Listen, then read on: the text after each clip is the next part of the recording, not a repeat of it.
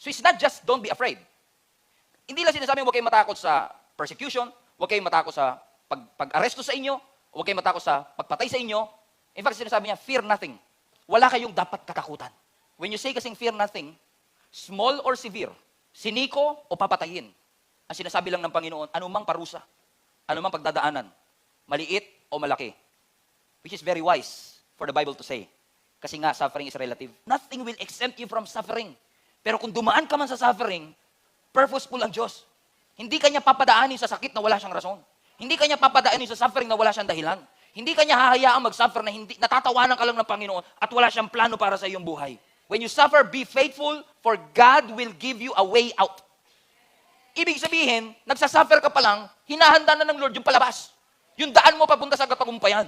Yung nga lang, nakakaiyak talaga pag nasa gitna ka ng pagkalugi. Nakakaiyak talaga pag nasa gitna ka ng heartbreak. Nakakaiyak talaga pag wala kang trabaho.